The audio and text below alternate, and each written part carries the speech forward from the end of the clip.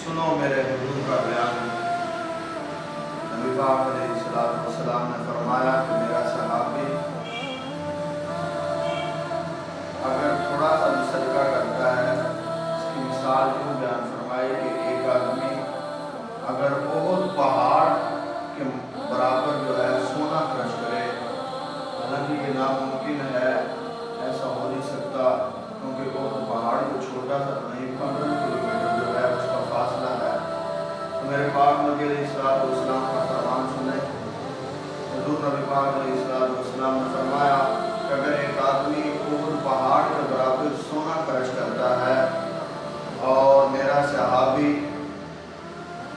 एक मुद जौ अल्लाह की राह में खर्च करता है, तो वो जो ओहद पहाड़ के बराबर सोना खर्च करने वाला है वो उसके आधे सवाब को नहीं पहुंच सकता, वो उसके आधे सवाब को भी नहीं पहुंच सकता।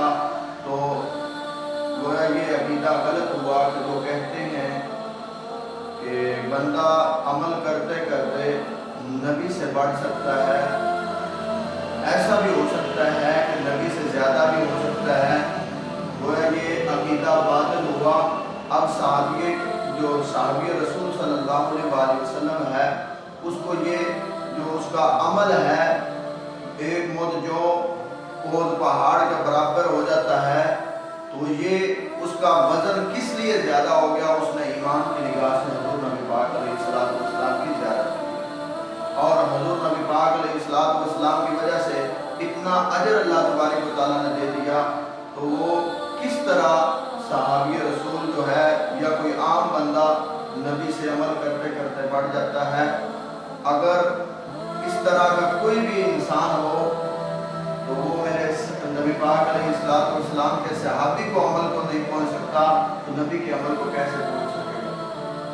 तो अल्लाह ताला अपने प्यारे हबीब का सदका हमें सही अकायद रखने की तौफीक अता फरमाए और एक एक लम्हा जो है हुजूर नबी पाक अलैहिस्सलाम की मोहब्बत में गुजारने की तौफीक अता फरमाए। तो अगर नबी पाक अलैहिस्सलाम सारे सहाबा इकट्ठे हो जाएं तो मेरे पाक नबी अलैहिस्सलाम के जो नालैन मुबारक हैं, जूते मुबारक हैं, उनके साथ जो उड़ने वाली धूल है उनके बराबर नहीं हो सकता।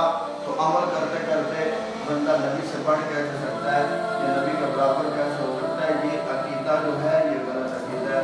अल्लाह ताला हमें सही अकायद रखने की तौफीक अता फरमाए। वमा अलैना इल्लल